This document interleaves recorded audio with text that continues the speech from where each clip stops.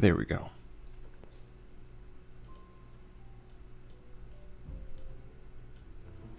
Well, howdy, folks. It's 7:30 p.m. CST on the 4th of September of 2021. And if you've been here before, it means you know it's time for Cast Talks, so welcome back. Cast Talks is a little show that I do on Saturdays, and I think, feeling how I feel recently these past couple of days, it will be included among the other things I'm going to be doing during the week as well, which should be fantastic. In this show, we have a little bit of fun and a little bit of back and forth with chat, a little bit of lovely good news, and we do some animal videos at the end too. We go for 2 hours every Saturday, same time. And today is episode 46. Isn't that lovely? 46 episodes of this. You know, I mean, I say this all the time. When you start off with something, when you have this idea and you let it go and you take it to a new extreme, to a new place, and you just see where it can take you. You just let your dream or your desire or Rissy, hello there. I'm so glad you can make it. We're just starting up, so you've come at a good time. When you have a dream, though, whatever it is, whether it's to become an affiliate on Twitch or to entertain people or to make the world a better place or whatever your desire is. Yeah, I know you're right on time. There is so much wholesome and good and helpful things you can do. And I've learned that in the best way possible, because whenever I do this show, there's always so much of an outpouring of support and kindness and generosity that I find. And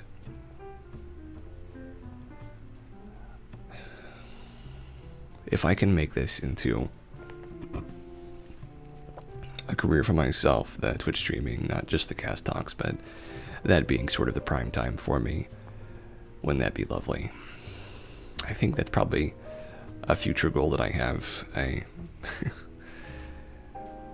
I know I've got the voice for it or whatever, but the talent for it, the drive for it, the commitment for it, I think I have those things too. You're here too now, Playful? Well, thank you so much for being here. I'm glad you could make it.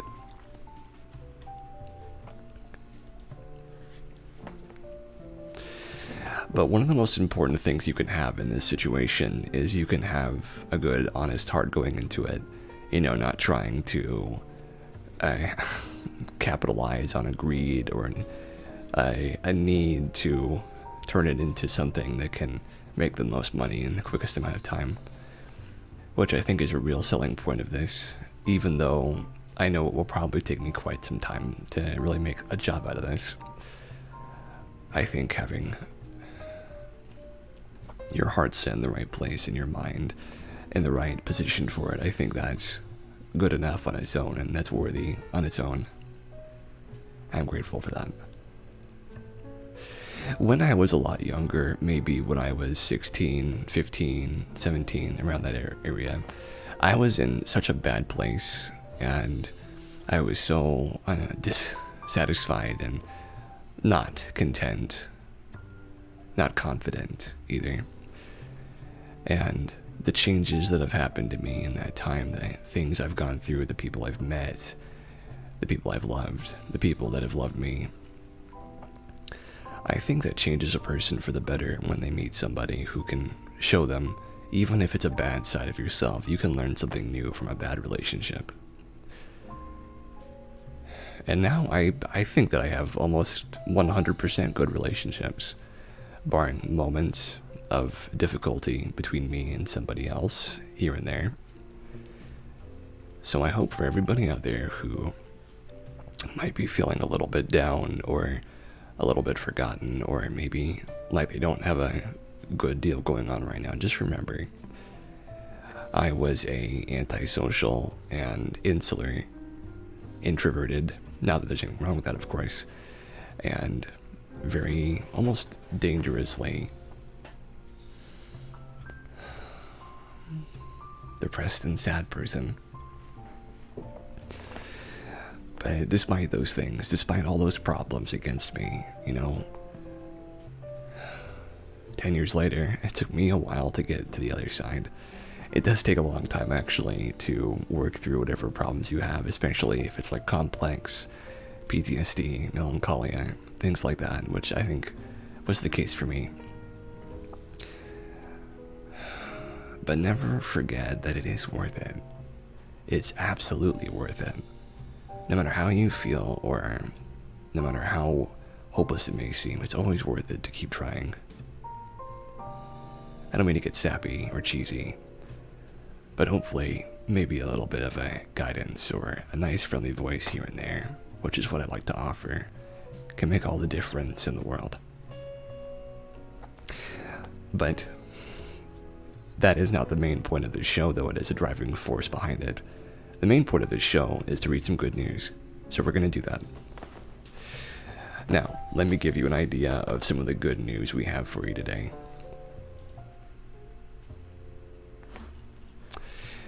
Today we have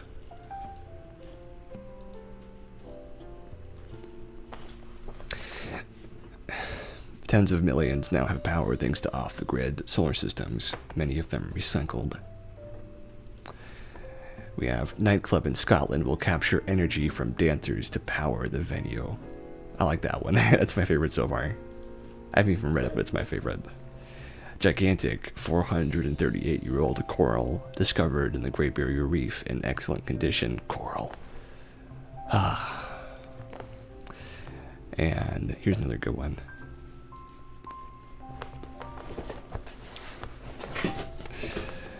Dog given her own billboard so she might finally get adopted and leave the shelter after 2 years. Lovely. Absolutely lovely. So we're going to read through a few of these, and we'll see if we get through all of them. I'm feeling pretty good today, so I think we probably will, but, we gotta curb our enthusiasm a little bit and see what happens. So to start off with, we're looking at the second-hand market for solar panels, which is our first news story. It's not a very long one, so that's good.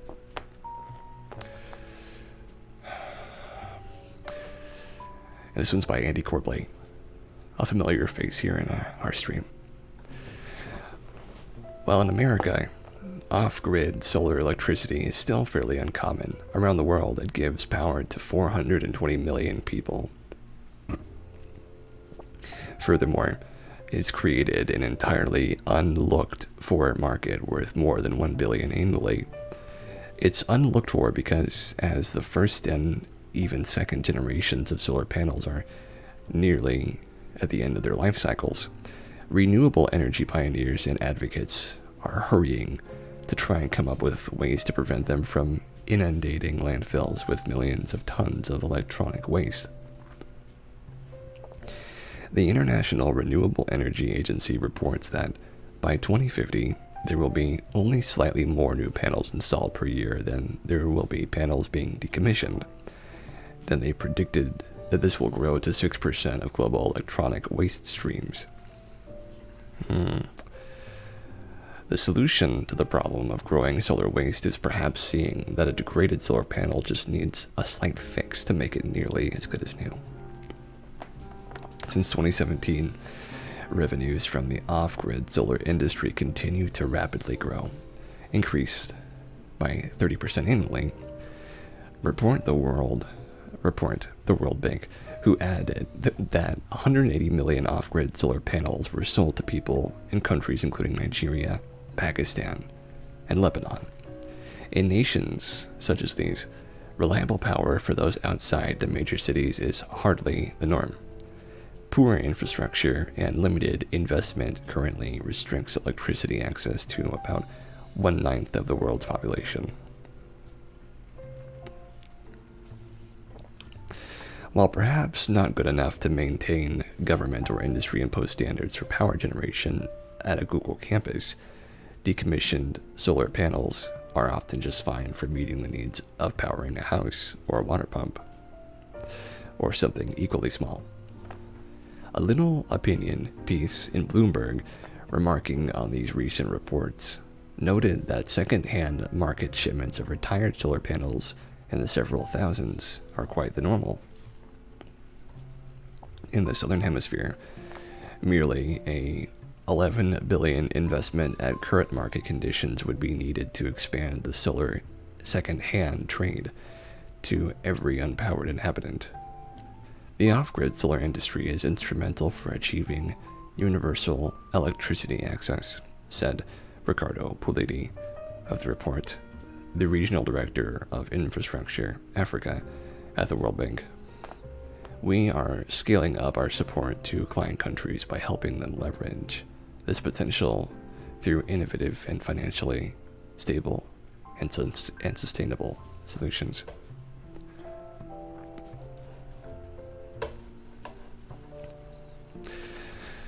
So definitely, it seems like solar power is still in its infancy, of course, but there is a really huge improvement of solar power. Gosh, I'm tripping over my words tonight. Solar power from what it used to be in the early 2000s, where solar panels seemed to be kind of not only a niche market, but only for people who could afford the upkeep and the kind of difficult to create network required to actually use and implement solar as an energy source. And you find that today it seems like anybody with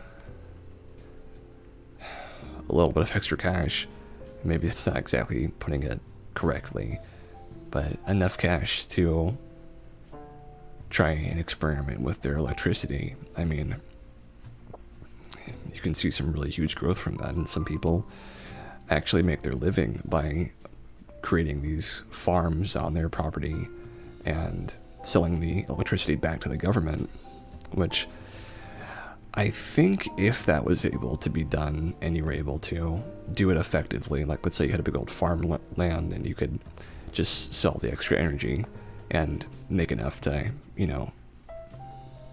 to scrape by, I guess you could say. Certainly there's a lot worse you could do with your land than that.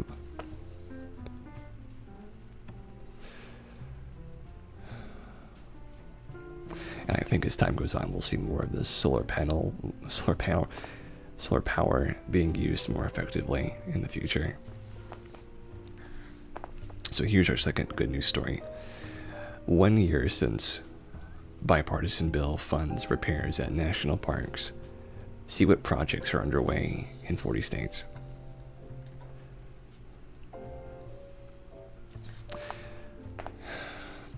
A year ago this month, after the former president signed into law the Great American Outdoors Act, one of the largest votes of support for U.S. public land systems since it was conceived, now over 250 projects have already gotten underway in 40 states across America.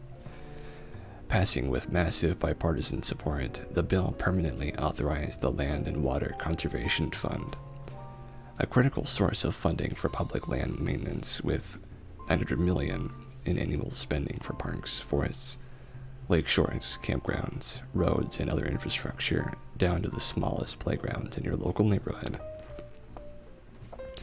In Shoshone National Forest, a dilapidated bridge has been replaced.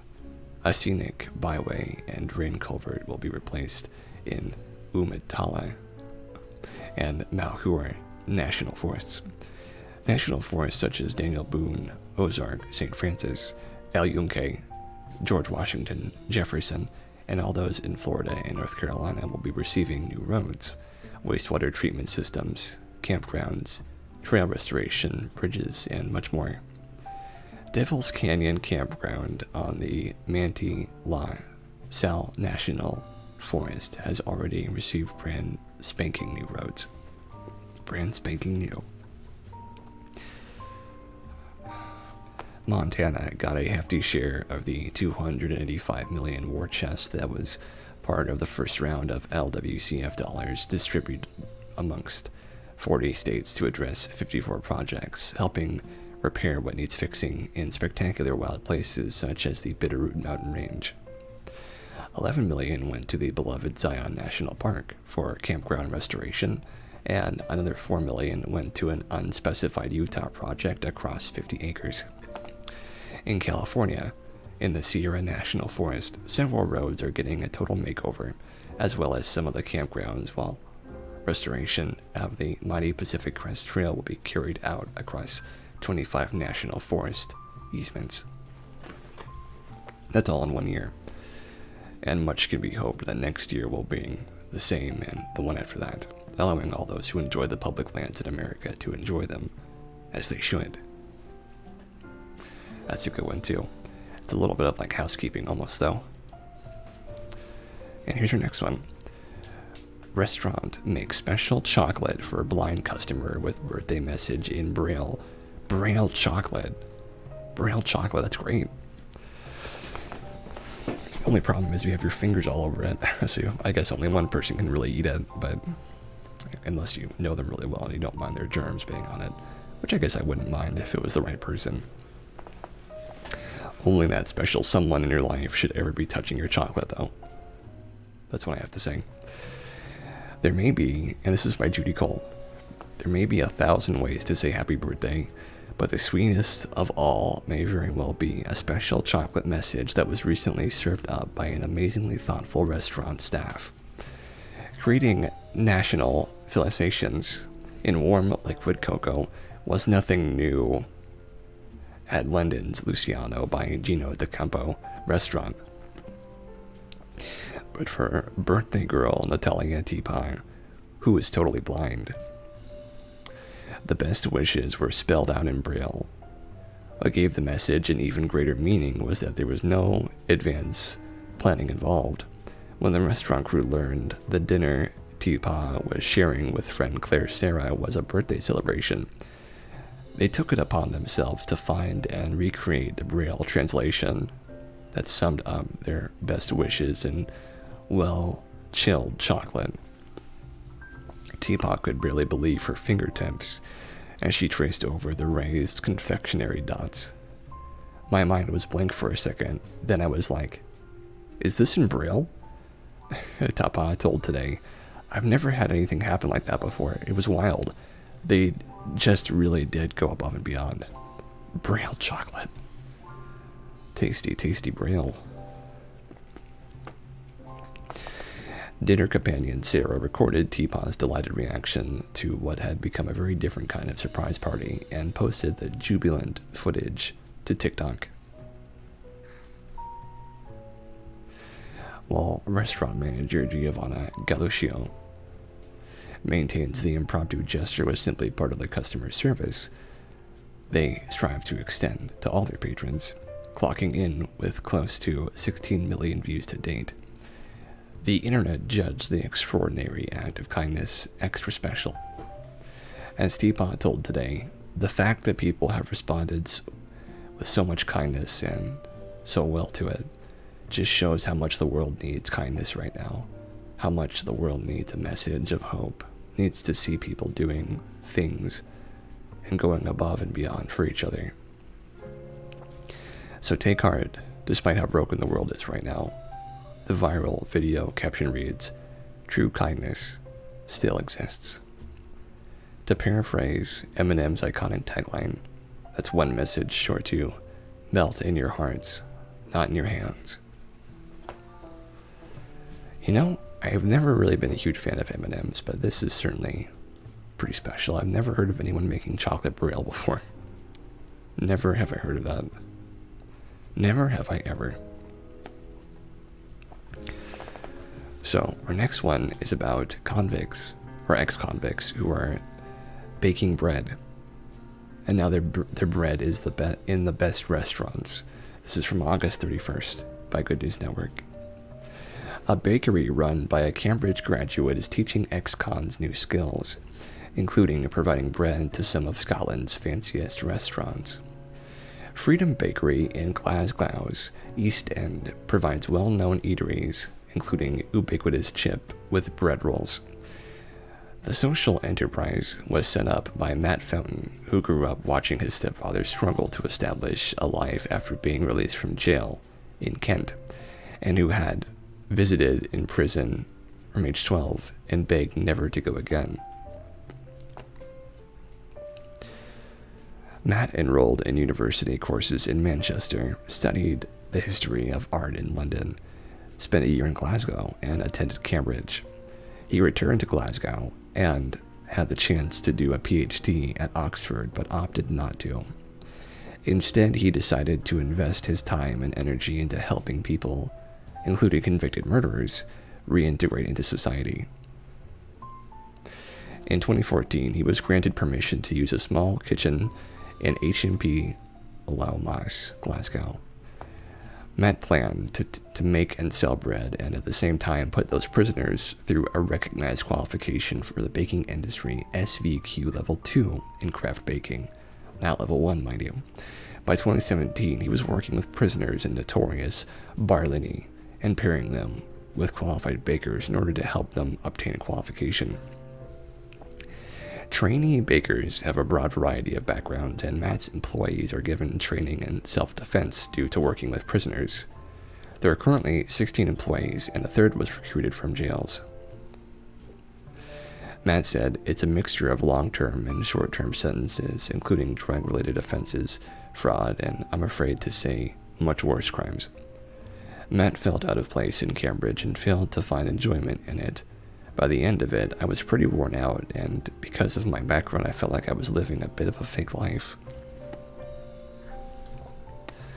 After struggling to get a job, after graduation from Cambridge, he felt at a loose end. I thought if I had an Oxbridge degree, it would help me in life, he said. I didn't really know what to do. I came to the conclusion that I should be doing something useful, and I set up this idea to raise money for the charity shelter by cycling around the UK. That led to the idea of starting Freedom Bakery. Matt said the only ideal was to make sure it was really good, so it would leave a lasting impression on the person eating it, so they would understand where it came from and maybe think more positively about who made that bread. It is important our bread tastes great, and for us to be really successful, our people need to be cared for and paid fairly. And if those things combine, it means the bread we make is really doing good. He described prisoners as microcosm of humanity with both good and evil. Matt said, for some, the odds have been stacked against them from the beginning, so they never had a chance. An individual contracted us who had been in an institution from childhood. He is completely institutionalized, but he wants to get out and can imagine a life he can have that will be healthy and rewarding, so that it was what we were all about. In October, the bakery will move to a larger premises, and it saw sales increase by 12% last year despite lockdowns. Matt added, I really feel that it is important to help people, but at the end of the day, they have to want to help themselves in terms of the help we can offer. That goes quite far with us. That's pretty good.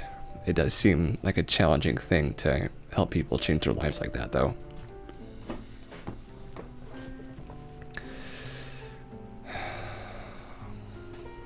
But I believe in it. I hope they can do a good job.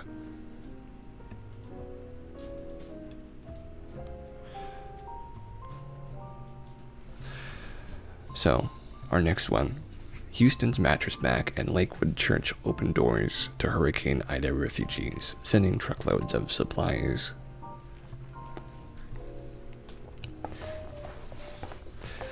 In the wake of Hurricane Ida's devastating toll on New Orleans, the people of Houston are opening their Texas-sized hearts and providing Texas-sized relief to refugees. Not only are they sending trucks full of supplies, they're opening their doors to provide beds for the displaced, including inside the massive Lakewood Church. And once again, Gallery Furniture's Mattress Mac, Jim McIngvale, legendary for his past storm relief efforts, is leading the charge for initiating his own collection drive. We did it during Katrina, and people need a place to stay. They've been disrupted from their homes by this terrible hurricane. So it's the least we can do. We've got lots of mattresses, lots of sofas, and anybody needs a place to stay. Come out to Gallery Furniture, Bickingville told KPRC News. It's just the right thing to do. Any evacuee with a Louisiana ID will be offered shelter in the store. And while Houstonians arrive hourly with cars full of supplies to send to Louisiana, McIngvale is scouting a location for a distribution warehouse from which to disperse the truckloads of relief supplies once they arrive. Donations can be dropped off at the Gallery Furniture 6006 North Freeway location through Wednesday, September 1st until 5:30 p.m. The items most needed are non-perishable food, bottled water, diapers, baby wipes.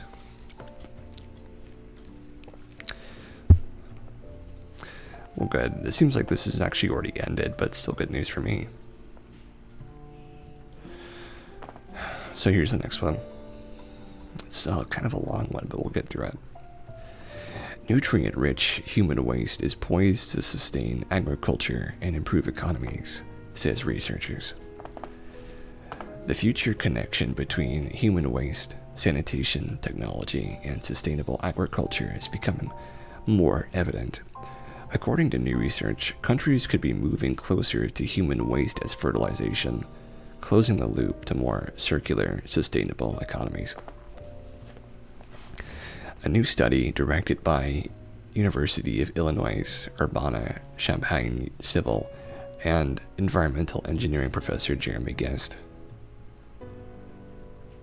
characterizes the spatial distribution of human-derived nutrients, nitrogen, phosphorus, and potassium, and agricultural fertilizer demand to define supply-demand location typologies, their prevalence across the globe, and the implications for resource recovery. The total amount of nitrogen, phosphorus, and potassium largely remains constant in our bodies once we stop growing, said Guest. Whatever comes in through food and drink must come out in its own ways. Knowing that, we can estimate how much of each of these nutrients in a population's bodily waste if we know their diet. Previous studies by Guest and others have assessed the potential for recovering the nutrients from human waste across the globe and identified locations with a surplus of human waste-derived nutrients relative to the local demand for agricultural fertilizers. The new study is the first to describe human waste-derived nutrient supply-demand location relationships using a single mathematical equation. It's a bit of a mouthful, that one. Guest said the quality of sanitation infrastructure varies greatly across the globe, as do people's diets and the availability of land suitable for agriculture. Having the means to characterize and quantitatively compare a location's nutrient recovery potential can go a long way to better inform decision makers when it comes to future sanitation and agriculture policy. The team performed extensive numerical and geographic analyses of dietary, population, sanitation, and agriculture data from 107 countries to accomplish the quantitative characterization at a global scale. The investigation revealed 3 distinct supply-demand typologies: countries with a co-located supply-demand, countries with a dislocated supply-demand, and countries with diverse supply-demand proximities.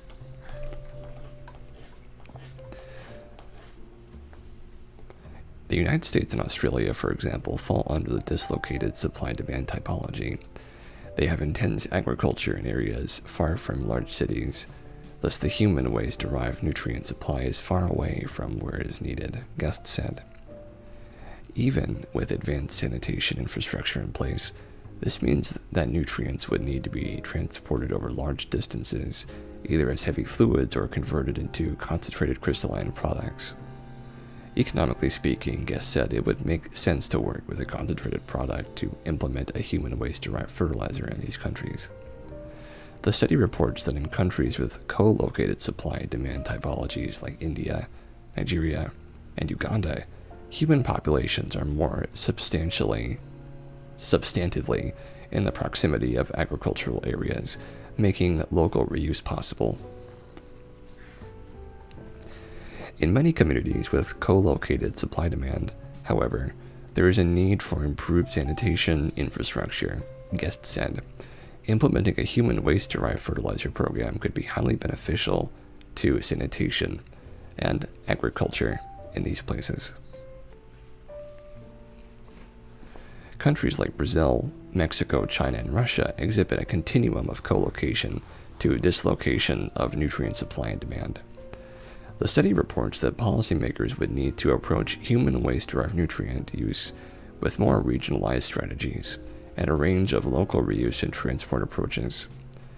Higher-income countries in this group may have the infrastructure and economic support for various technologies, but those with limited financial resources would require prioritization of resource recovery technology in some areas, Guest said.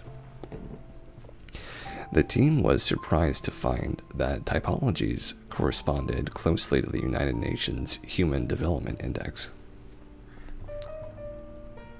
Higher HDI scoring countries like the US, Western Europe, and Australia tend to fall in the dislocated supply-demand typology, and lower HDI scoring countries tend to fit the co-located supply-demand typology. Of course, there are exceptions, but we did not expect to find such a strong correlation, Gus said. The findings are published in the Journal of Environmental Science and Technology. The team hopes this research will help clarify the salient economic, sanitation, and agricultural characteristics of countries across the globe, so that decision makers can prioritize investment policies and technologies that will advance goals for a circular economy and the provision of sanitation to all, Guest explained. And that sounds like good news to us. Well, lovely. We have a short one coming up here. This is by Judy Cole. Sally Sue has been waiting a long time to get adopted. The 11-year-old pit bull's been sitting in a shelter for 2 years, hoping to find her forever home. Now one man is on a mission to see that she dies, and in a minute you'll sense a theme. One man. I always like that statement. Animal advocate Scott Poor's company, Mission Driven Goods, is a pet-centric venture promoting products aimed at helping long-term shelter pets get adopted. Poor recently took out a 30-foot billboard located where else but Mission, Kansas, featuring Sally Sue's smiling face, and a plea to potential pet parents to make room in their hearts and homes for the loving senior fur baby. On social media, we tend to promote the same story to the same people, Poor told KMBC News. A billboard, especially on I-35, it's going to get thousands of views. All we need is that one right person to go by, make eye contact with the billboard, and there we go, we're saving another life. Since the billboard is a rental, Poor is working to find the permanent funding he'll need to keep long-term shelter pets large in the public eye. Right now, he's taking a one pooch at a time approach. When Sally Sue, currently at the Always and Forever Midwest Animal Sanctuary, gets adopted, the next hopeful doggo candidate will get their shot at the big time. The dogs that'll be on the billboard are the ones that have been homeless the longest, Poor told KMBC. The goal is to find her not just a home, but the perfect home. As quickly as we do that, we move on to the next shelter pet that deserves to be up there. While the billboard might be an unorthodox approach to pet adoption, every time another dog finds a home as a result, we'll count that as a mission accomplished.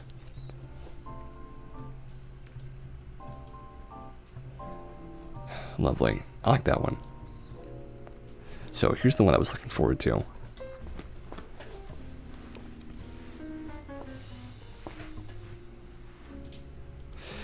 Nightclub in Scotland will capture energy from dancers to power the venue by Good News Network. This is from the 1st of September. One Glasgow nightclub is working to sustainably harness the energy released from its partiers on the dance floor.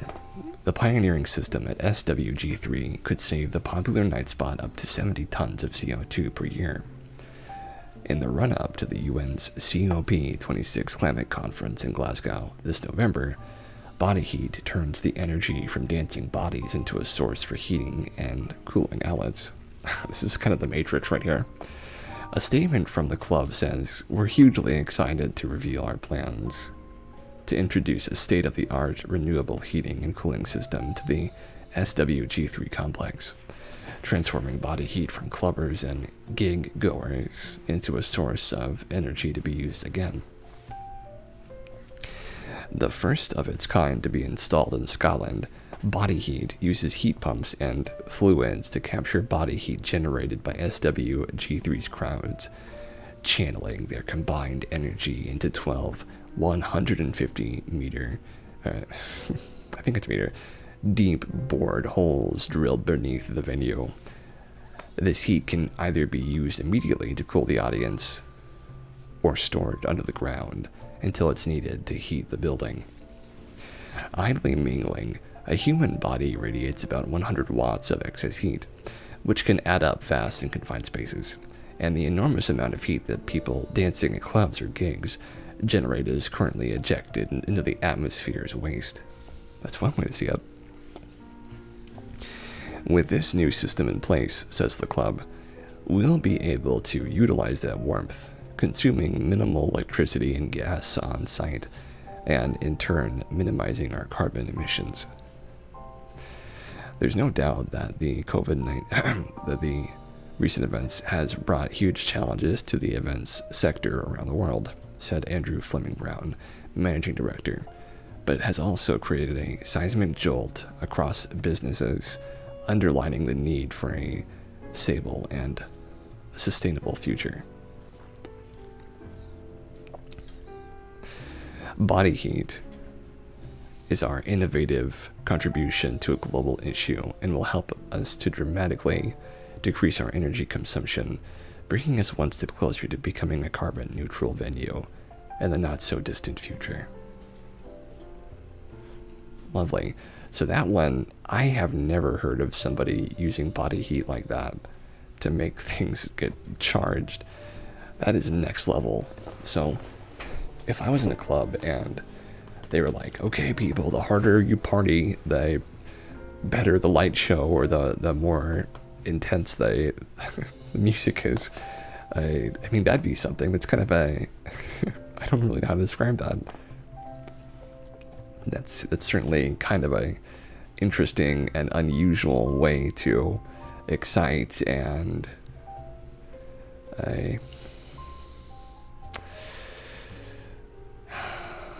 provide like a reason and a means to get people, really hyped about partying. Not that you need a reason to party, mind you. So here's our next one. Irrigation system talks to plants to find out when they need water, cutting water use by 30 to 50%. This is from the 1st of September by Andy Corbley. If only plants could talk, what tidings they could share. Fortunately for farmers, an agricultural company has translated the biochemical signal related to certain plant behavior, allowing them to listen to plants' cries for water when they're thirsty. It has the capacity to reduce water use in any system, from a well-manicured lawn to a rural vegetable farm in North Africa. And compared to drip irrigation, which is based on a similar idea, it can reduce water use by 30 to 50%, revolutionizing the science and methods of irrigation in the face of a warming climate, longer droughts, and water shortages. Responsive drip irrigation has designed a watering system that installs tubes under the earth filled with the pore-like depressions. As plants begin to get thirsty, they produce a certain chemical in their roots. The micropores in the tubes, in turn, detect this chemical and release a water drop that will continue until it detects the plants have drunk their fill. That's pretty crazy. That's big brain stuff. In the United Arab Emirates near Abu Dhabi, farmers are growing vegetables in the desert, and DRI won the Startup of the Year 2019 at the Global Forum for Innovations in Agriculture, while in Pakistan near the dry area around Islamabad, vegetables like tomatoes and bok choy were grown 81% faster and twice as large, that's the stuff, respectively, than with regular drip irrigation. Twice as large. Nice. Those are some big tomatoes. In fact, DRI is established in 14 countries from rural Zimbabwe to lawns in Utah and Los Angeles in the US. The biggest hurdle stopping RDI from changing the industry is that existing methods of irrigation are already established and paid for, especially in certain areas like California, where the irrigation systems have not only been around for decades, but link multiple farms and orchards like a spider's web. Yeah, wherever there's an issue with water scarcity and food security, we want to be there. Jen Gould, founder of Responsive Drip Irrigation, told Fast Company. That's pretty good. So here's a really short one that I'll probably be showing you guys on the screen up here. Let's see, we want amazing photos. Amazing photos show the movement of diving kingfisher after photographer waited 2 years for the perfect pics. Gosh, these amazing photos show the movement of a diving kingfisher, and they were the result of a photographer's 2-year wait for the perfect photo. 47-year-old Vince Burton used a slow shutter speed to capture the trail of the bird as it plunged into a pond at up to 25 miles per hour. The torpedo-like blue kingfisher can be seen hurtling beak first towards the water as it hunts for fish to feed its young chicks near Norwich in Norfolk. Accountant Vince used the latest photographic techniques to reduce his shutter speed and darken the background, capturing a striking image of the kingfisher's dive without using Photoshop. He said, "I was working with this farmland site for 4 years. It's taken me the better part of 2 years to get this shot. Normally, one kingfisher holds the territory for a year and then welcomes a partner in from a neighboring territory. These images were taken while the kingfishers were raising their brood, which fledged a month later." Look at those pictures, my gosh. It's kind of like it has an after image. It's moving so fast, right? Like it's got a bizarre energy following it. But it's very beautiful. I'm definitely into that.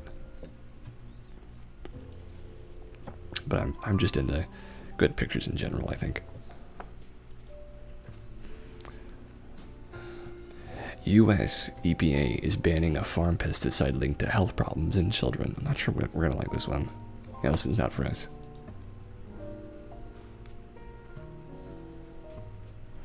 A billionaire CEO gives ousted hermit $180,000 to rebuild his cabin after it burned down.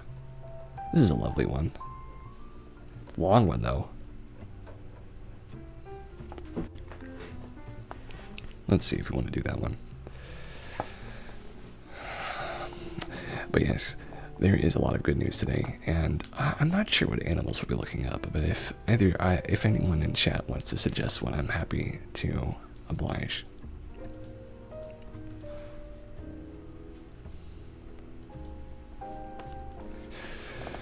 So the things that are going on right now in the channel of Cassius Mishima, like what's going on next. I would like very much to find a way to have more content from us during the weekdays. One of the more content-oriented things I'm interested in is creating a...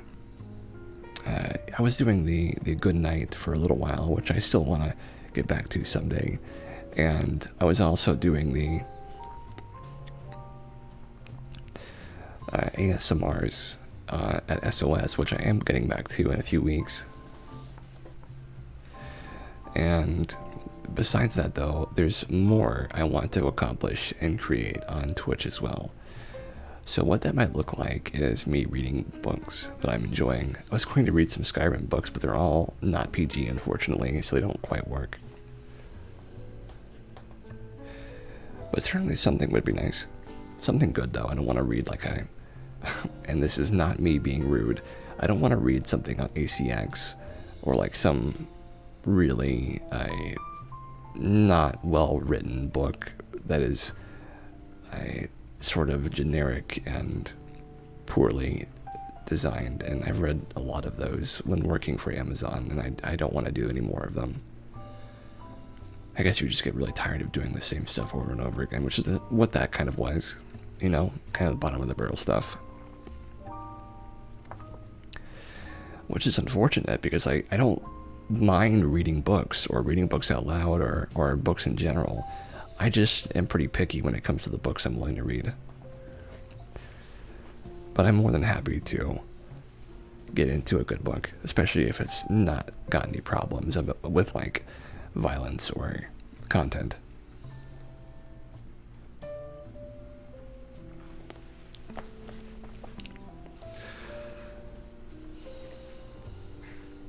Let's look at these other ones that we've got.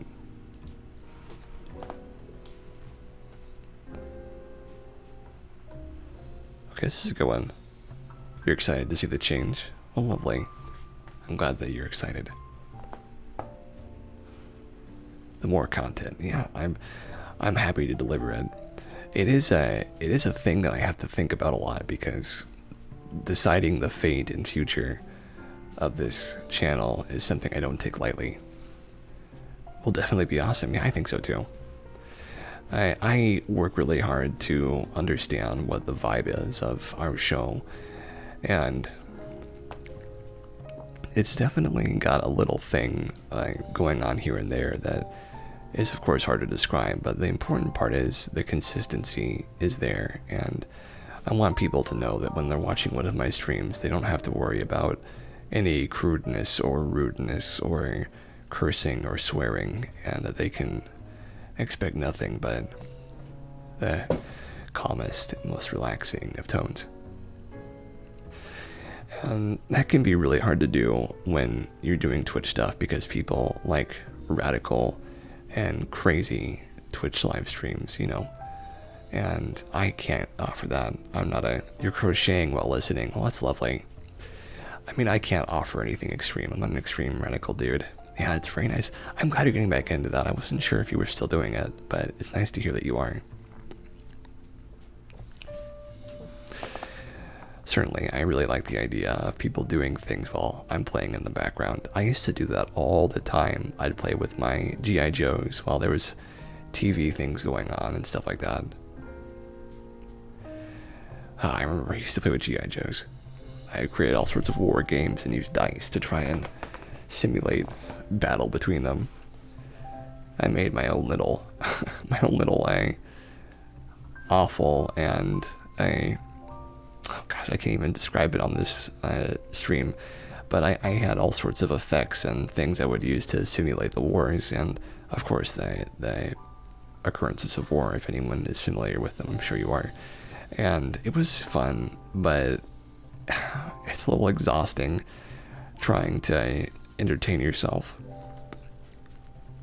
which is something I guess I became very good at while I was living in my home, is entertaining myself, because there was very little that anyone else was going to do to make that entertainment easier for me. But that's its own thing.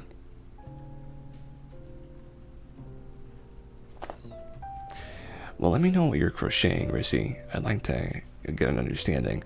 I think about your baby Yodas whenever I get into my sister's car, because she has a baby Yoda on her driver's side of her dashboard. It isn't quite as good quality as the ones you showed me, but I always think of you when I see it. And it's a lovely little thought. It really is. You know, I haven't watched all of The Mandalorian, and I won't discuss it too much because it's not very PG, of course. being as what it is. But I like what I saw, but it didn't grab me the same way that Star Wars stuff used to. I'm not really a Star Wars fan anymore, I found out. I'm just kind of a casual onlooker from time to time, which is a far cry from how I used to feel when I was owning a Star Wars sim.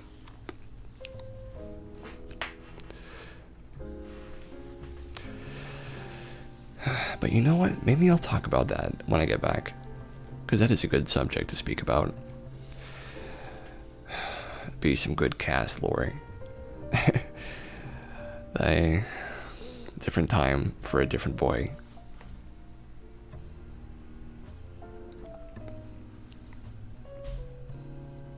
That's what I'll do though, because we're almost out of stories.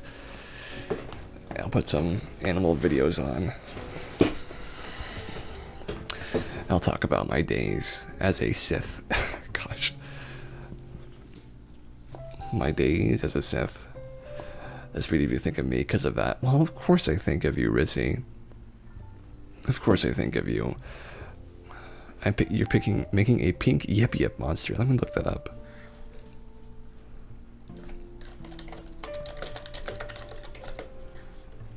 Oh, so cute. I love those guys.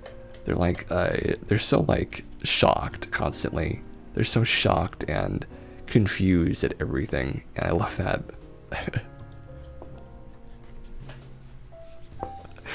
They always have the most adorable, shocked expressions.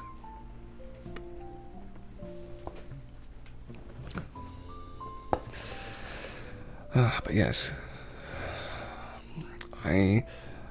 monster bag type thing. It should be cute. Oh, well, if you want doing it for someone lovely, put a picture of it in the DIY and the Discord if you feel like it. That would be a lovely addition to that little channel there. That'd be a lovely addition.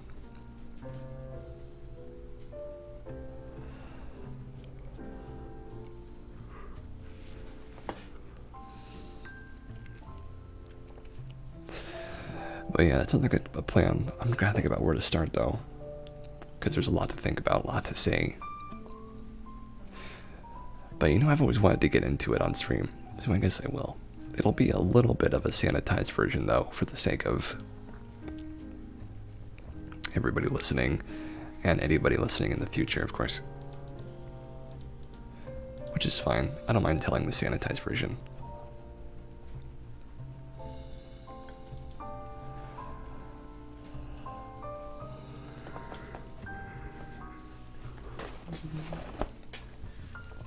Alright folks, we're coming up on the halfway point.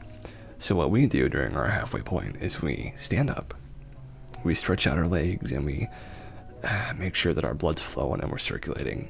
Go to the bathroom, find a little snack, take some time away from our computers, and then in about 5 minutes, it's 5 minutes of hanging out away from the blue lights of the screen and the keyboard, and then coming on back. You've seen those before. Yeah, they are really cute, aren't they? We come on back, and then we keep on going and get back to it. But I would recommend that you stand up and take a little break, hurry back, playful, and go do something else, because that's what I'm going to do. So I'll see you in a minute.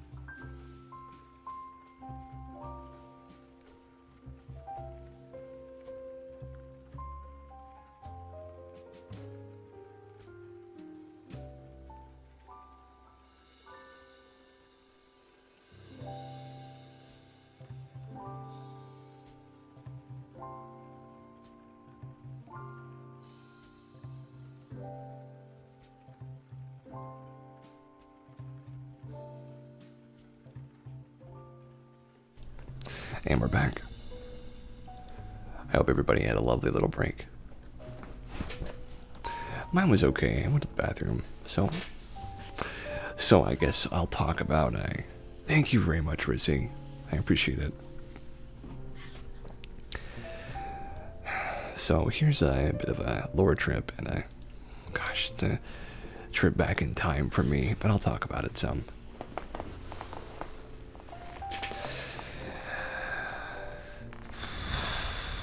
I've been on Second Life for over a decade, though I wasn't always playing it on and off.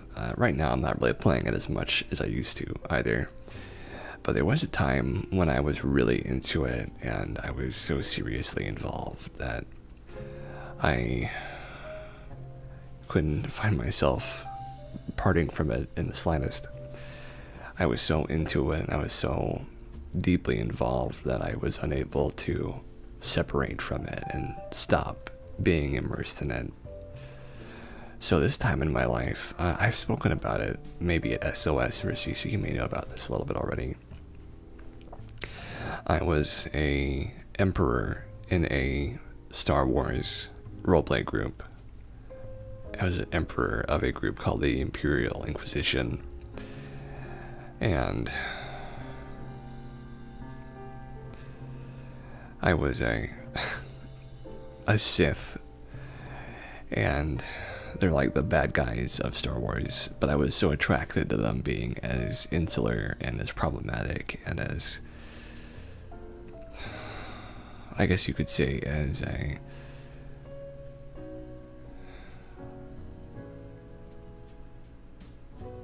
antisocial in those moments. And so I was really into role-playing, which I'm still really into role-playing, but I'm much less obsessive about it than I once was. There were days where I would be role-playing for up to 8 hours at a time, sometimes longer, and I would spend so much time role-playing, and I would immediately go back to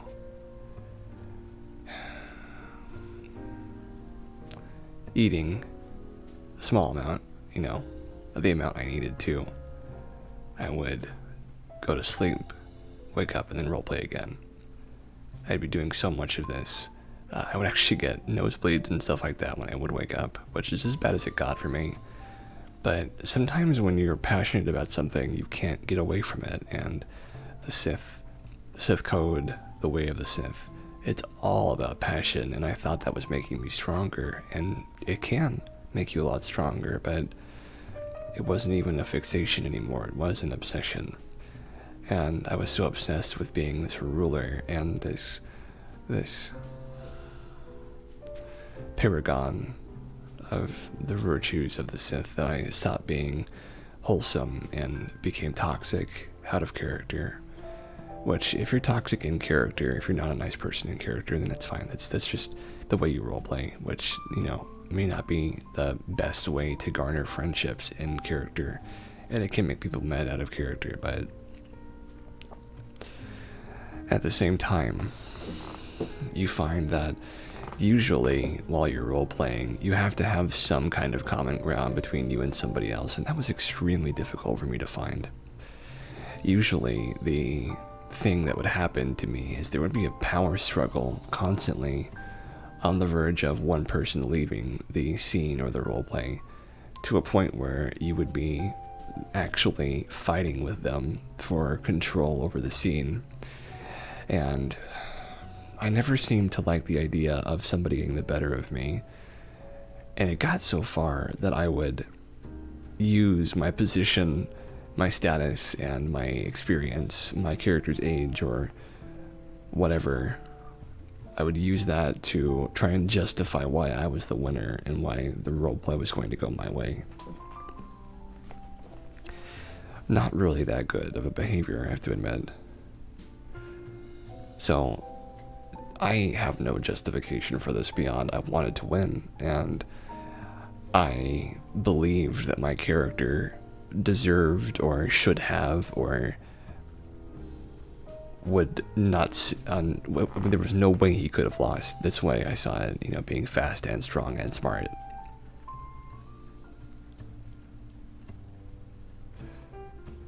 And that's sort of the way I created him, was to be this unstoppable force. And I never understood that it's more important to make friends, actually have a good time with people, and not be so worried about dominion or domination or being the toughest or the biggest. And maybe being a Sith isn't quite the right thing for that. But I learned the hard way. And it was very tragic how that ended for me, I wanted to get back into it. I wanted to be a role player. I wanted to be interested in this sort of stuff again. But it wasn't really my thing to be a tough guy, to be a strong guy, to be a crazy guy. At least not then, and maybe not now either. But at the same time, I find myself desiring it, of course, because anyone might desire to go back to something that made them happy in the past. But I see now that when I was interested in role-playing, when I was interested in this strange and obsessive behavior of being a Sith, I was doing it because I was missing so much in my real life. I was deprived of so much. It was a power fantasy, it was what you do when you are in desperate need of something but are incapable of getting it, and so you aspire to make something up, make something from nothing, make something come into existence in the place of those powers you didn't have, or those feats you didn't have, or those loves you didn't have. And instead of actually going out and finding that love and that strength, that courage, I tried to manifest it into this roleplay. And I am not the kind of person who will ever tell somebody to not do something that is as harmless for most people as role-playing, or as gratifying, or as rage-inducing. But I think for me it was bad. It was real bad. It is really important to remember a person should know their limits. They should treat themselves with gentleness, with love and respect and admiration. And not everybody can do that. Not everybody is capable of doing that at all times. But especially when it comes to your hobbies. I like to think of myself as a master role player, though I scarcely even do it anymore. But you know what I do think about? I do think about how there was a time when I was role-playing so much that I had sort of lost what I was even doing. I had lost my reason for actually being there, and that was to make friends. Like in those stupid reality TV shows, they always say, I'm not here to make friends, I'm here to win. I'm the opposite. I'm not there to win, I'm there to make friends. And that is the way you should look at everything in life, in my opinion.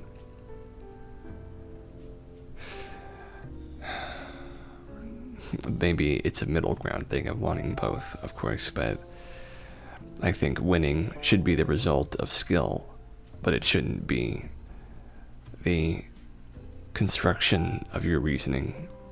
You shouldn't be there to try and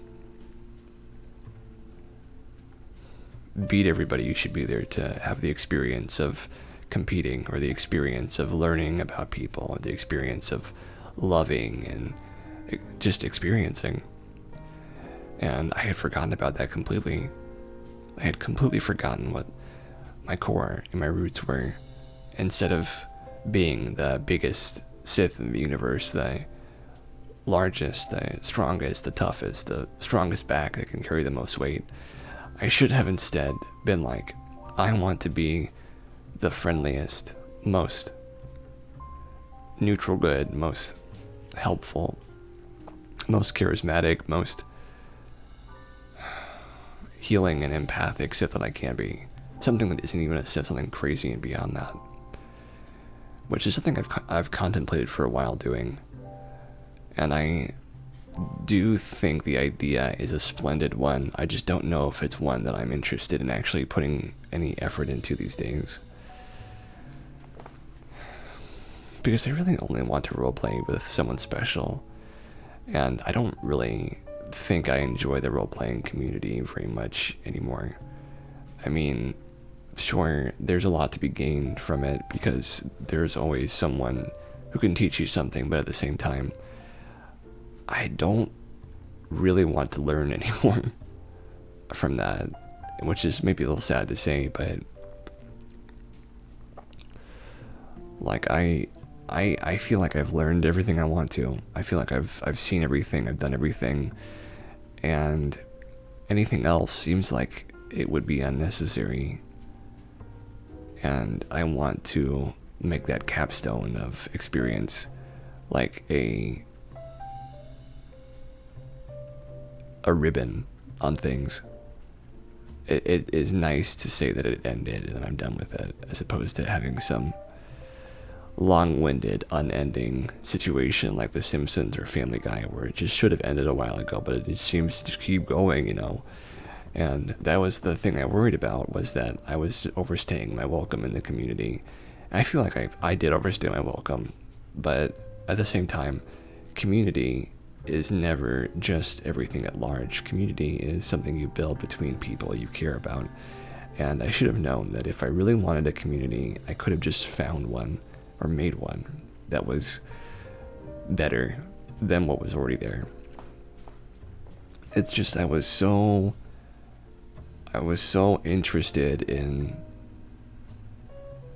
all this crazy stuff. You know, all this crazy stuff. But I should have been interested in other, less crazy, less wild and wanton things. Because everybody has their things that The Simpsons rocked. I always loved Bart and Principal Skinner's antics. Yeah. I know what you mean. When I say what I said, I mean I think that they should let it end gracefully as opposed to ending it in some kind of a slow decline into basically not even being a shell of its former self. Which I'm sure many people can understand what I'm talking about. Unfortunately. But yeah, it is. It's really important to know when your time is up and when you need to leave gracefully. You know, when you need to make your exit. And I made mine. Not very gracefully, though. Not a very graceful exit.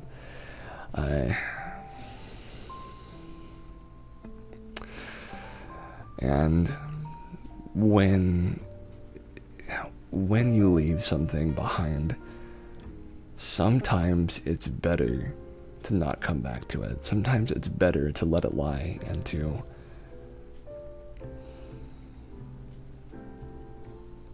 take some time. Even if you do come back to it later, be a little more patient, right? You can always be a little more patient. Plus, it's not like I'm in my late 80s or something, and I'm like, oh, I want to get back into role-playing, and I've got like limited time or something. I mean, I'm 26. I've got plenty of time to decide to get back into it someday, which, maybe I will. I've got plenty of time left. And maybe by then people will be less toxic. I can always hope. You can always hope on that.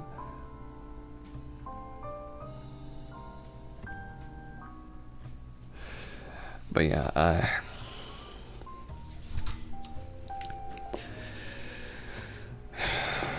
my Sith character was,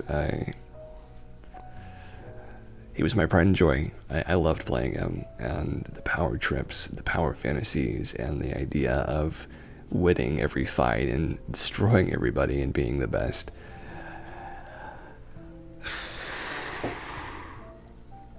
It's exhilarating. It is very, addictive, and it's very intoxicating. And you can get lost in it, and I got lost in it. I forgot who I was. I became my character instead of being me playing a character. I had lost myself in the role.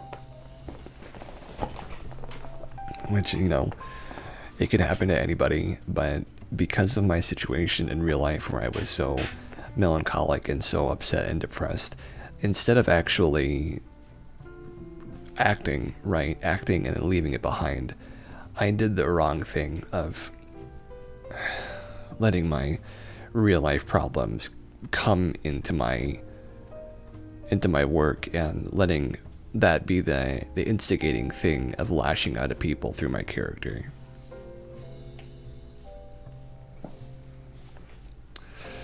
And that's something you should never do when you're acting or when you're making art. You should never use it to lash out at somebody and to be just a jerk or to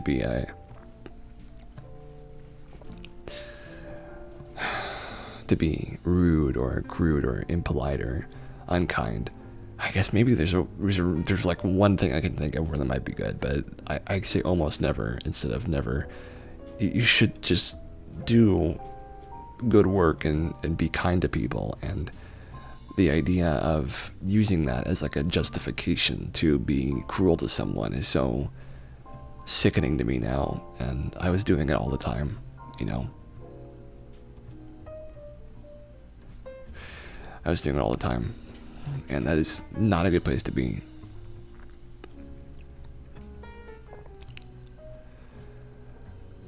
I recommend anybody who does things like that or feels that way to take a step back from what you do and to allow yourself a moment of respite from all of that, because it is really important to work through these things without letting it get other people in trouble or other people hurt along the way. Which I didn't understand at the time. I was just a crazy 18, 19-year-old who loved role-playing and loved womanizing, essentially. Man, this is a different time, different Cass. I tell my friends this, and they often say they don't believe that I'm capable of that, which I appreciate that they think so highly of me, but I think that anyone is capable of anything. Oh, I just saw your DIY, Rissy. Those are so adorable. I love the eyes. They're like, oh, they're always so like shocked at everything. It's really lovely. Oh, those are someone else's, sorry, but they're still really good. They're still really good.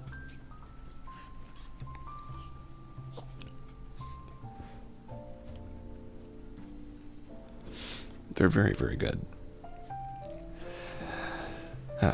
But when it comes to art, and when it comes to making art and doing something that is essentially a part of you, but also like is demanding of you to change for it and demanding of you to grow for it, art should be about growing. It should be about becoming a better artist, becoming a more fine tool for creating better things, for being more mastercrafted after every attempt. And I was just using it as, you know, blatant self-indulgence. And self-indulgent things like that, they don't serve a purpose when you're just entering into that same venue over and over again, learning nothing new, trying nothing new, not letting anything improve you, just doing it so that you can feel that power and that control again. Just a fantasy for the sake of fantasy and not for any sort of actual purpose or gain.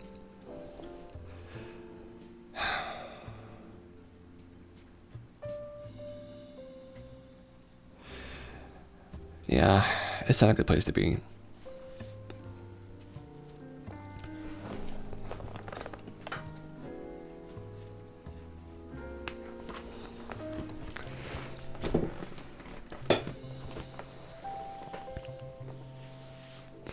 But you know, it is really difficult sometimes to find that middle ground. It's been very difficult for me to find a middle ground. Even today, like I was playing video games too much and my hands were kind of like, you know, hey, you know, you should stop. And I was like, oh, I gotta stop. And that hasn't happened in a while, so I'm like, ooh, gotta take some time off, you know?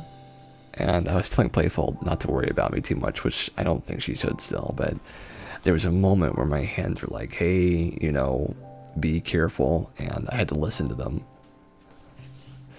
Because even just a moment can be like, hey, you know, that's a sign that you're getting back into old habits, which I was.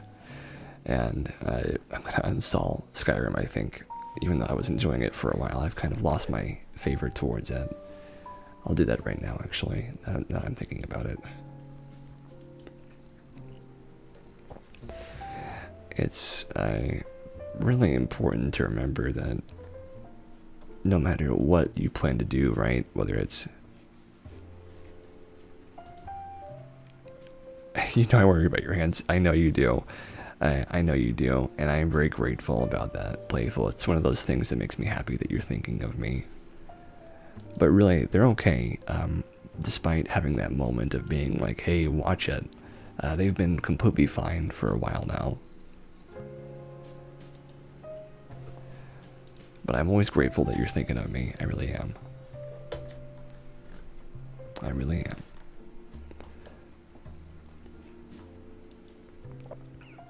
There I go, uninstalling all of my games. Maybe I'll uninstall them again some other day. Good, yeah, quit. Thank you, Playful. But yes, I'm really doing okay, you know. I'll tell you more about my week. And I've completely forgotten to talk about it in the early show. But I just got onto a new medication on Thursday, and it's been making me feel a lot better. The placebo effect is strong right now, and I'm into it. I'm really into it. I've gotten a lot of motivation back. I'm feeling more like myself. That's good stuff. And my slump seems to have ended, which I was in a slump for a little while. Just a little while. Old slumpy old Cass. But yeah, I feel pretty good, and my diet has been always recently it's been really good. I'm having I post some of my food into the food images in the Discord, and I'm happy with what I show. You know, having plenty of tofu and vegetables, and getting plenty of B12s.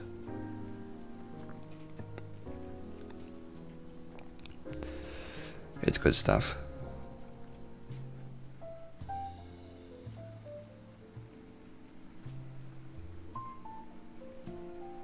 I'm quite happy with it, honestly.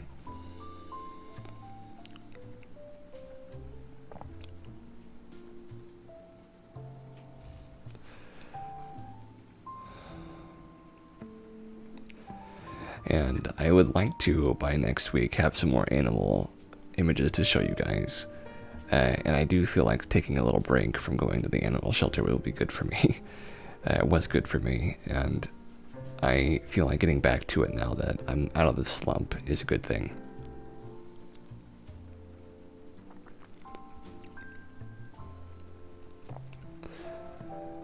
But plus, I need to go back there and do some more good.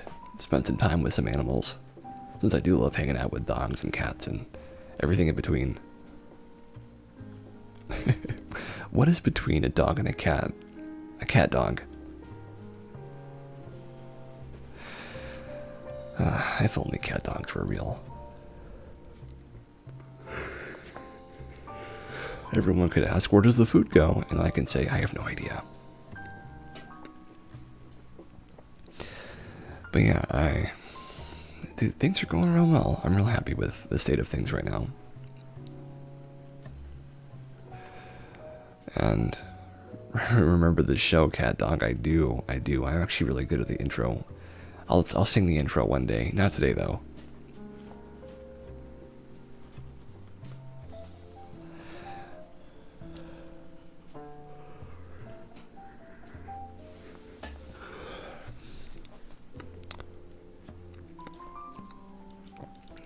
I will sing it one day though, at some point. But it is really important to remember that whatever your passion is, any passion can go bad. And if you are in love with what you do and you do it too much, then you can make anything that you like go sour. And I roleplayed way too much. I actually hurt myself doing it, and I made myself sick basically from the role playing. And you have to always remember to be responsible with yourself, because you're the only you that you've got, and you have to look out for number one, which isn't always true, of course, but certainly when it comes to trying to have fun, there is such a thing as too much fun, which I have to remember to remind people at times, because oftentimes I see people having too much fun, and I'm like, ooh, you gotta be careful, you gotta dial it back a little bit. And I was the same way. I was the very same way.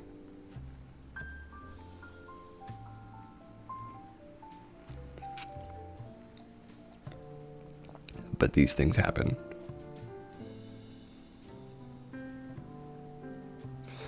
And you have to take the time, to work through it. And I did. I took the time, and I have worked through it. And now I consider myself a very wholesome and clean boy. And I'm very happy with my forward progress.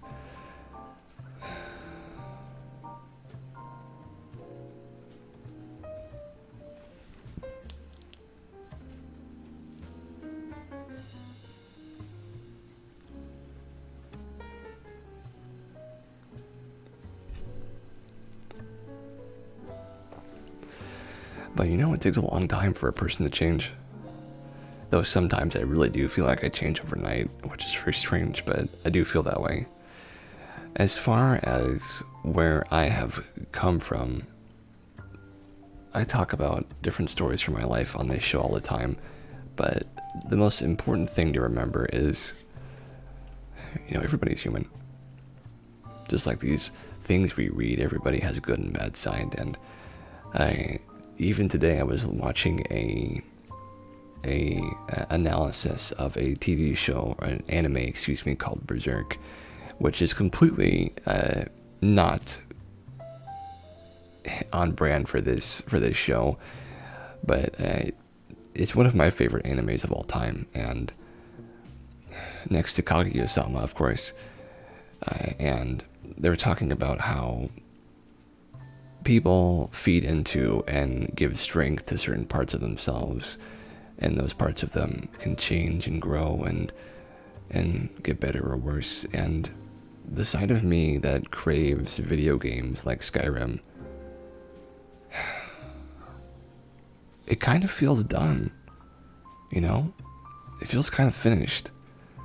And I feel like I've seen everything. I feel like I've done everything. I don't feel like I need to do anything more, which I think is sometimes what always ends up happening, where I'm like, oh, I want to see what there is, but I'm like, oh, I have already seen everything, right? And I get into that feeling over and over again. It's a cycle. It's very strange, but it's a recurring theme, and I have to remind myself every time that it is just a moment's desire, that I have to stop from becoming that obsession again. I've been all through obsessions throughout my life, though.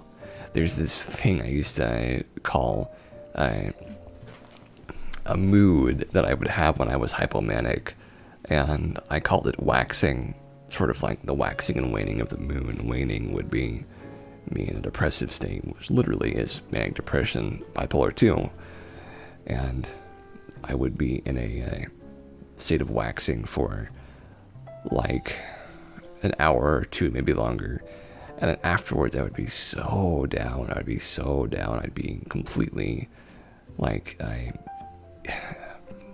it would be just unhelpable, completely unhelpable. And you go through those periods where you are experiencing that, and then you get through them and you're like, oh my gosh, what was I doing? You know, and I was talking with my sister about this just recently. I was like, some people can be manic for like a week, which I still don't know how that's even possible.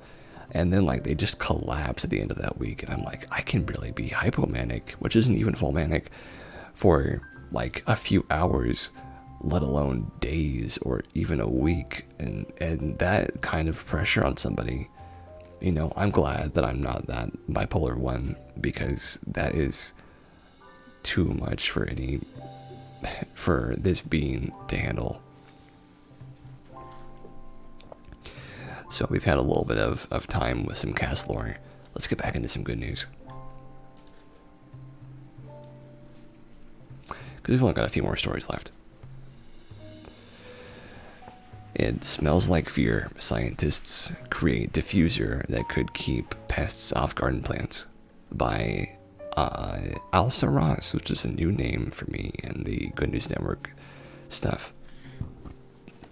A diffuser which smells like fear could help keep pests off garden plants, according to a new study.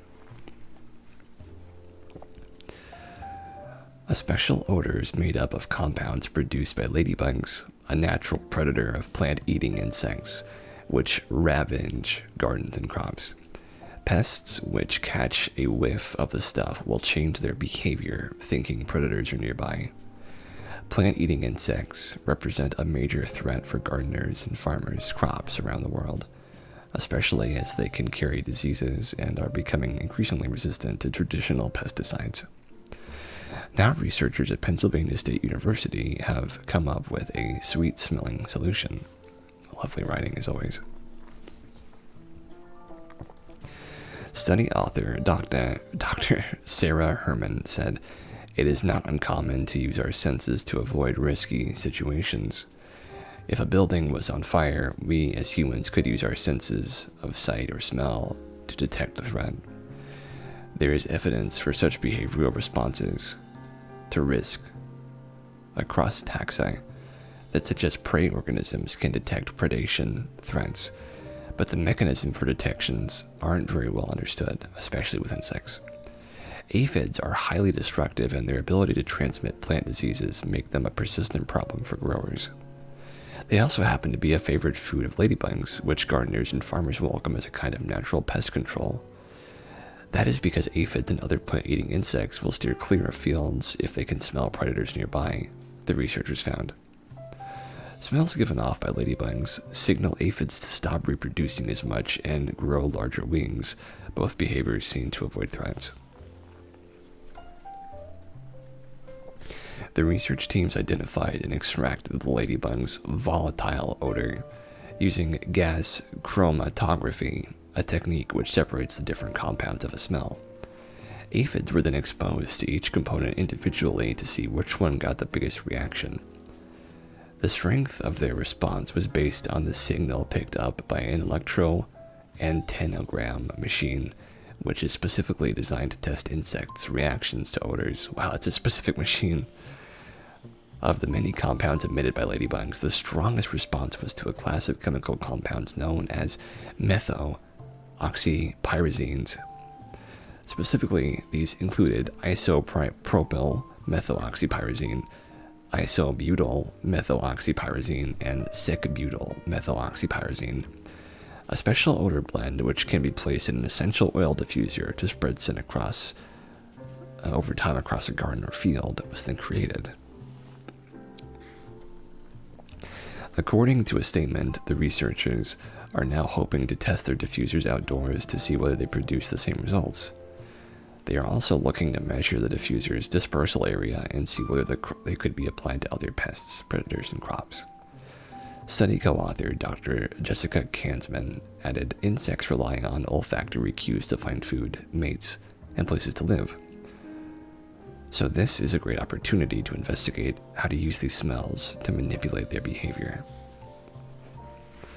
Well, I like this one. That's a good one.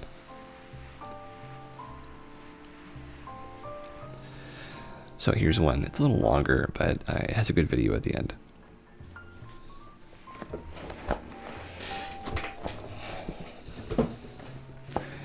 wood alternative made from sustainable kombucha waste wins 2021 Dyson Award. This year's American James Dyson Award winner, Gabe Tavis, takes on deforestation with his own invention, Pyrus. His mission is simple: make wood without cutting down trees. By embracing a balance between nature and design, Gabe found a way to use bacterial cellulose, the main component of wood, to form an alternative material which imitates exotic woods found in the Amazon rainforest. His mother, now an immigration attorney, Gabe claims his ambition for creating global change came across from what he calls an immigrant influence.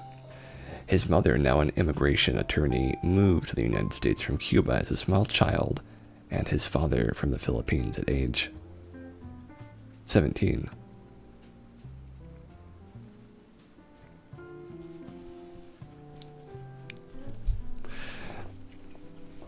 I began considering entrepreneurship as a teenager and felt an urgency around solving global issues and sustainability. Gabe says, born and raised in Chicago, Gabe yearned for more time to spend in nature, found his escape at the St. Paul Woods in Morton Grove, Illinois. Growing up in a city, you don't have many expressions of nature, which can be stressful. Forests provide an escape. It's my favorite place to meditate, and the thought of losing that because we're too short-sighted pains me from a visceral level. Every piece of wood has two essential ingredients: cellulose, which provides its basic shape and framework, and lignin, which acts as a glue for all of the other components. Some kombucha companies use microorganisms that produce coherent sheets of cellulose on top of the liquid. To make Pyrus, these sheets of cellulose are blended to an even consistency and then embedded into a gel. As the gel dries, it hardens and is placed under a mechanical press to form a flat sheet of wood-like material. The material can then be sanded, cut, and coated with resins just like its tree-based counterparts. While there are several companies creating wood alternative materials, many are using sawdust. Utilizing sawdust still involves the cutting down of trees and damaging the natural ecosystem, but it also poses serious health risks to those overexposed to it. Sawdust is an irritant that can affect your eyes, nose, and throat, and in long-term exposures can even cause cancer. With Pyrus, not a single tree is cut down and no dangerous oils are being used. Pyrus uses kombucha waste, which is both environmentally friendly and sustainably created, to create a cellulose-making wood in a sustainable fashion. The end goal of Pyrus is to replace expensive and fancy wood products, which are currently huge drivers of deforestation. Over the past year, Gabe has produced 75 Pyrus wood samples in a variety of colors and textures. Pyrus has been tested on several pieces of equipment commonly found in woodworking shops and makerspaces, all with the guidance and consistently positive feedback of professional woodworkers. Maintaining the versatility of wood, Pyrus can be made into jewelry, guitar picks, and coasters. Winning the national leg of the James Dyson Award will inject $2,600 into Gabe's project. He plans to use the prize money to expand his production facilities and develop 3D printing processes. Ultimately, Gabe wants Pyrus to be made into various environmentally friendly products that meet consumer needs and are commercially viable. Three-time Dyson Award judge and technology influencer Sam Sheffer had this to say about the award and this year's winner. I've judged the JDA for several years and I'm always captivated by the inventions these young engineers put forward. The 2021 entries were some of the most competitive I've seen. Pyrus stood out because it's solving the problem that we can all relate to with waste from a product that the majority of us consume every day. I'm excited to see all the innovative ways Pyrus will evolve under Gabe's imaginative and talented leadership. Pyrus will progress to the international stage of the James Dyson Award. The international shortlist will be announced on October 13th and the international winners on November 17th. So here is the video that comes with it.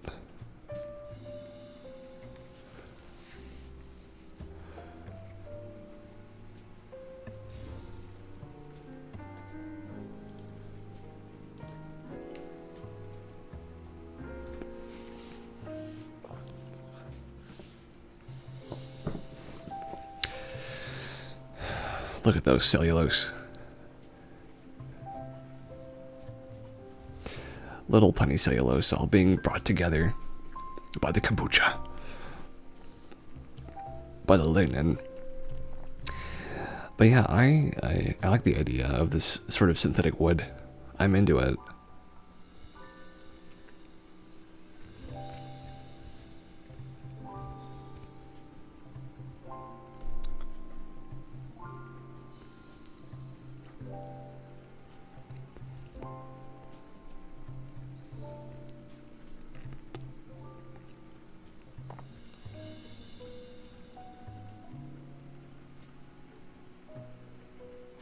Oh man, I wish I liked kombucha. It does look really cool, but I just don't like the taste of it.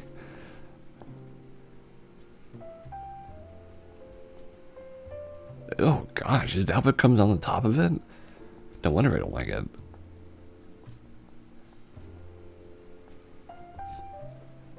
It's like a weird pudding. Some kind of weird... It's almost like a meat pudding. Which I hate the sound of.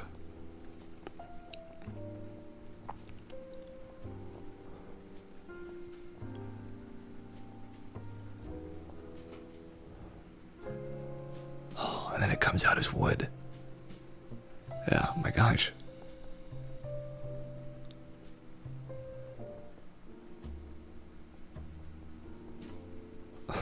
Wow. That's crazy.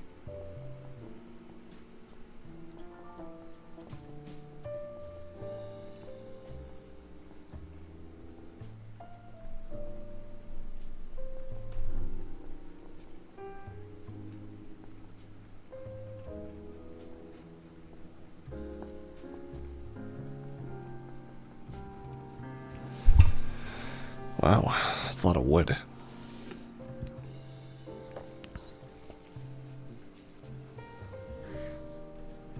Oh, I like that. I like that a lot, actually. That's great. Let's see, what other ones we're gonna look at. That one's too long. Oh, this one's good.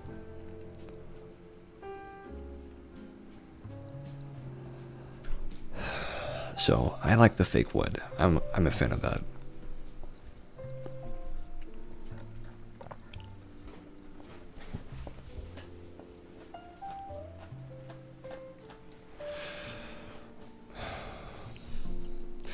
So here's one from Good News Network from August the 27th. Lullabies can actually improve the health of premature babies in the hospital and their family's health too. Singing lullabies can not only improve the health of premature babies during intensive care, but can lift their anxious family too, according to new research. Gentle music therapy slows down the heart rate of prematurely developed infants and helps them to feed and sleep better, say scientists. New research into live music helping new mothers and family members has shown rhythmic strings of humming helps with therapeutic or care procedures, while playing sad songs may seem to be the antithesis of what scared parents may want and need at times when their baby is in the intensive care unit. Medical staff have said the impact of these songs were positive. It is thought playing songs about morose subjects helps parents process their feelings and a sign of life from outside the hospital too. Toru Koivisto, a doctoral student at UniArts Helsinki, said she worked with other professional musicians in hospitals and saw the playing of live instruments help both mother and baby with healing, physically and mentally. She said, "A moment of music can create an intimate atmosphere where the parents can forget about treatments, tubes, and machines, and put their entire focus on their baby and truly see them." I love that. For the parents, music was a sign of life from outside of the hospital and helped them understand that life will carry on even in hard times, Quavisto said. When a family's premature infant goes into intensive care, their life may be changed permanently. Miss Quavisto added, "Music moments were described as a brink that allowed the whole family to metaphorically travel to another space or place. A shared musical journey together may have helped the family members to create a new narrative for their life." In one of the example situations, a mother of a baby asked her own mother, the grandmother of the baby, whether the song she chose was too emotional for her. The grandmother said no. When they sang the song together, the grandmother started to cry, but the mother of the child was content in her own way. Other live therapeutic studies have shown gentle music therapy, like singing lullabies, can influence cardiac and respiratory function in newborns. Previous research found babies who receive this kind of therapy leave the hospital sooner. The findings were published in the Journal of Expanding Professionalism in Music and Higher Music Education. Well, okay, I'll remember that.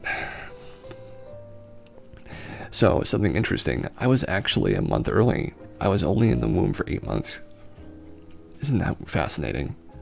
I wonder if my brain would have been different if I was in there for another month. Maybe I was just ready to go. I think about that sometimes.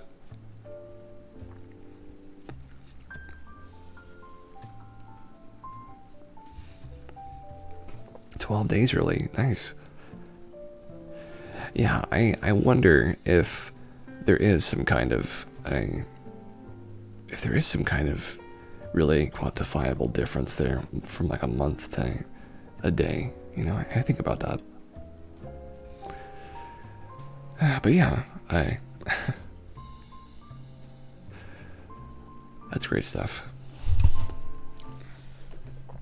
Let me get this one out of here. Not this one. And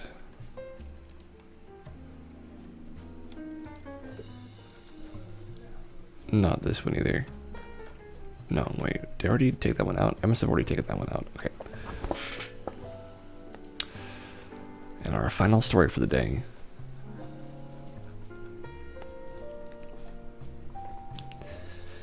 Youth is fighting microplastic pollution with magnetic liquid after winning a Google Science Fair by Andy Courtley.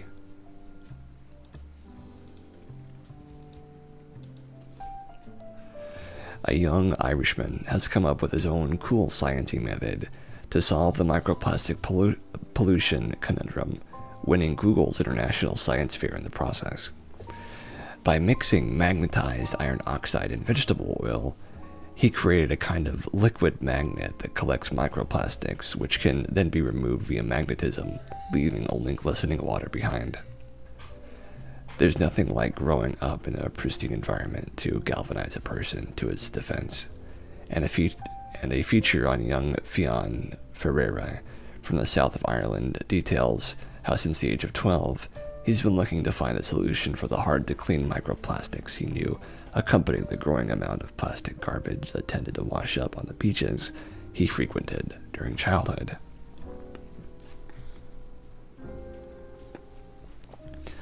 I was at our beach and I saw a rock and it had oil spill residue on it, and stuck to this oil spill residue were plastic particles, said Fionn in a video presentation for the Plastic Soup Foundation. I asked myself, why is this happening? And I found out that plastic particles are what we call nonpolar, and oil is nonpolar too. In chemistry, likes attract likes, which means nonpolar things attract nonpolar things. He heard of something called ferrofluid, which was a kind of magnetic water by combining vegetable oil with magnetized iron oxide powder. In the same video presentation, he shows that oil attracted the microplastics and the immersion of the magnet sucked up the lot. I started out as a lonely inventor, Ferreira told the BBC. After the Google Science Fair, I could all of a sudden speak to scientists. They gave me credit for what I had done, and my idea was no longer a toy invented by a child. Indeed, after 5,000 tests, it was shown that his method could clean 87 to 93% of microplastics from the water, despite the fact that the microplastics came from a variety of sources like car tires, plastic bottles, and laundry water. He demonstrated his method at the 2019 Google Science Fair and won a $50,000 scholarship, which he used to go and study chemistry at the University of Groningen in the Netherlands. Fionn is now trying to fit his methods into a device that can span the opening of a home water pipe or the pipes at a wastewater plant, allowing the ferrofluid to continuously clean water that moves through it, as well as a different machine that can be mounted on boats. He observed and tackled a problem he saw locally, which has vast global significance, Larissa Kelly, Ferreira's former science teacher at Shull Community College, told the BBC. His invention, based on very simple components, is groundbreaking. It has the power, potential, and provide solutions that will contribute to the worldwide efforts to remove microplastics from the environment. And that's our last thing for today. We actually didn't get to any animal videos today. I'm sorry about that, folks. But we got on the cast lore, and then we got into everything else, and by then it was the end of the show. So here we are. Cast Talks 46. Well, I have to say I'm grateful for the presence of Playful and Rissy in the chat. It's always so good to have people commenting along and listening in. And I hope that everybody who has listened in has really enjoyed themselves, and that we've got plenty of more relaxed people because of the show. And thank you guys for listening. Thanks for being here. Thanks for supporting, and I hope to hear from all of you soon. And expect some more stuff this coming week. Though I still need to rest my voice a little bit now, since it's a little pressed upon, a little pressured. But I'm so glad you made it.